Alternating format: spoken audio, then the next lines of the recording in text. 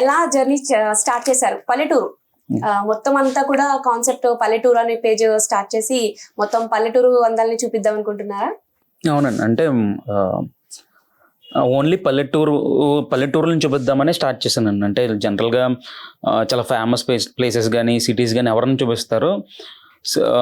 ఊర్లు ఏంటంటే ఒకప్పుడున్న ఊర్లు అంటే నేను పెరిగిన ఊర్లు కానీ నేను చూసిన ఊర్లు కానీ ఇప్పుడు అలా ఊర్లో లేవు.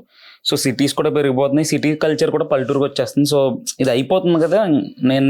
నాకు చూడడం ఇష్టం ఊర్లు, నాకు ఊర్లో ఉండడం ఇష్టం. సో నేను చూస్తూ వేరే వాళ్ళు చూపించాలనుకున్నాను.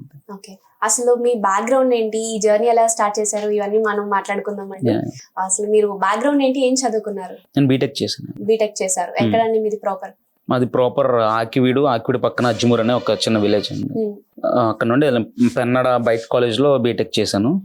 దాని తర్వాత ఒక 1 year తర్వాత జాబ్ జాయిన్ అయ్యాను అనమాట.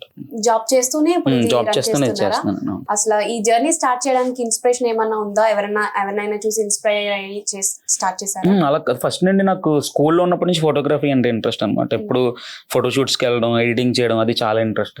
దాని తర్వాత దీనికి ముందు వేరే పేజ్ ఉండేది, అది ఓన్లీ ఫొటోస్ అనమాట, నేచర్ ఫొటోస్ కానీ అలాగా. అప్పుడు నాకు అనిపించింది అంటే బీటెక్ అయిపోయి హైదరాబాద్ వెళ్ళిపోయి అక్కడ కొన్ని రోజులు ఉన్న తర్వాత అనిపించింది అనమాట, ఇది కాదు మనం ఉండాల్సింది, మనకు నచ్చింది ఇది కాదు అనుకుంటా మనం ఇక్కడ ఉండలేకపోతున్నాం అని చెప్పేసి ఉన్నా కూడా ఫ్రీక్వెంట్గా ఇంటికి వెళ్ళిపోయాను. ఒక నెలలో 2-3 సార్లు నేను ఇంటికి వెళ్ళిపోయాను.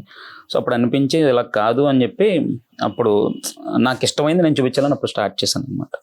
సో జాబ్ చేస్తూ ఇది స్టార్ట్ చేశారు.